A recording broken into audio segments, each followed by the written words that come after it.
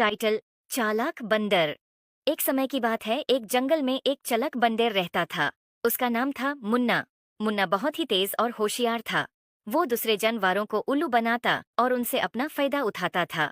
एक दिन मुन्ना ने देखा कि जंगल में एक प्यारा सा फल पेड़ पर लगा हुआ है।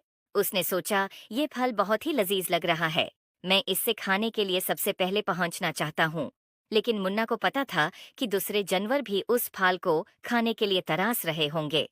इसलिए उसने एक चालाकी सोची। वो पेड़ के पास गया और बोला, हे फल, तुम बहुत खूबसूरत हो, लेकिन तुम्हें खाने के लिए सिर्फ सबसे तेज और ताकतवर जानवर पहुंच सकते हैं।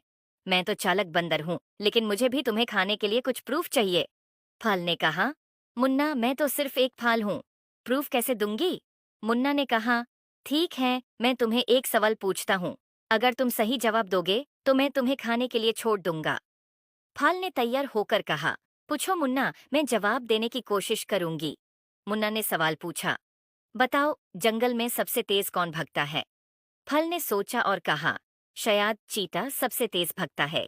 मुन्ना मुस्कुराते हुए बोला, गलत जवाब, जंगल में सबसे तेज भगता है हवा। हवा सबसे तेज भगती है। फल ने समझ गया कि मुन्ना उससे उल्लू बनाने की कोशिश कर रहा है।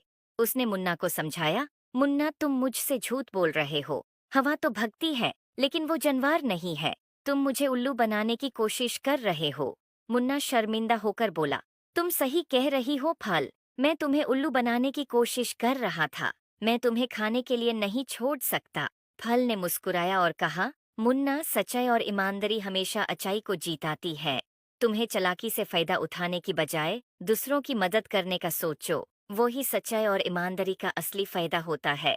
मुन्ना ने फाल की बात मानी और वादा किया कि वो अपनी चालाकी को अच्छाई के काम में इस्तेमाल करेगा।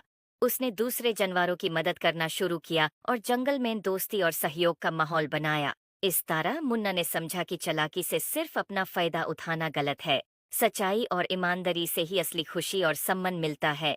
याद रखो, सच्चाई और ईमानदारी हमेशा अच्छाई को जीताती है।